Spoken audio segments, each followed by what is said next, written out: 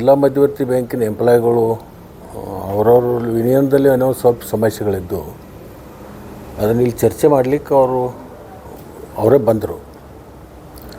ನಮ್ಮ ಮಧ್ಯದಲ್ಲಿ ಕೆಲವೊಂದು ಭಿನ್ನಾಭಿಪ್ರಾಯಗಳು ಬರ್ತಾಯಿದ್ದಾವೆ. ಯೂನಿಯನ್ದಲ್ಲಿ ಅಧ್ಯಕ್ಷರು ನಮಗೆ ಹಣ ಕೊಡಬೇಕು ಅಂತ ಹೇಳಿ ಕೇಸಿಂದ ಒತ್ತಾಯ ಆಗ್ತಾ ಇರ್ತದೆ. ಈ ವಿಷಯ ನಮ್ಮ ಮಧ್ಯದಲ್ಲಿ ಚರ್ಚೆ ಮಾಡ್ತಕ್ಕಂಥದ್ದಲ್ಲ, ನೀವು ಹೊರಗಡೆ ನಿಂತ್ಕೊಂಡು ನಿಮ್ಮದು ನೀವು ಮಾಡ್ಕೋಬೇಕು ಅಂತಂದು ಇಷ್ಟು ಚರ್ಚೆ ಮಾಡಿದ್ರು ಅವರು.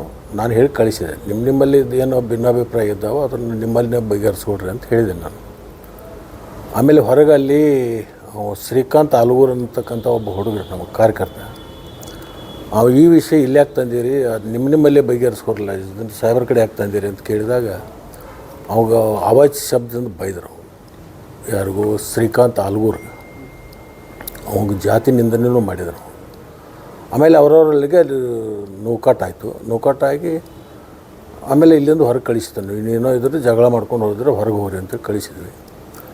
ಶ್ರೀಕಾಂತ್ ಆಲೂರ್ಗೆ ಮತ್ತು ಅವರಿಗೆ ಆಗಿರ್ತಕ್ಕಂಥದ್ದು ಅದು ವಕವಾದ. ಅವನಿಗೆ ಅವಾಚ್ಯ ಶಬ್ದದಿಂದ ಬೈತಾ ಇದ್ದ. ಅದನ್ನು ನೋಡಿ ಅವರು ಕೈ ಮೆಲಾಸಕತ್ತಿದ್ರು. ನಮ್ಮ ಹುಡುಗರು ಎಲ್ಲರೂ ಕುಡುಕಿಸಿದ್ದು ಹೊರಗೆ ಹೋಗ್ರಿ ಇಲ್ಲಿಂದ ಬೇಡ ಅಂತ ಹೇಳಿ ಕಳಿಸಿದ್ದು ಇಷ್ಟೇ. ಬಿಟ್ಟರೆ ನಮಗೇನಾದರೂ ಅದಕ್ಕೇನು ಸಂಬಂಧ ಇಲ್ಲ. ಅವ್ರು ಯಾರಿಗಾರು ರಾಜಕೀಯ ಮುಖಂಡರು ಅವ್ರಿಗೆ ಹೇಳಿ ಕಳಿಸಿರ್ಬೇಕು, ಹಂಗೆ ಈ ಥರ ಮಾಡು ಅಂತೇಳಿ. ಪ್ರಚಾರಗಳು ಮಾಡ್ತಕ್ಕಂಥ ಸ್ವಾಭಾವಿಕಲ್ಲ.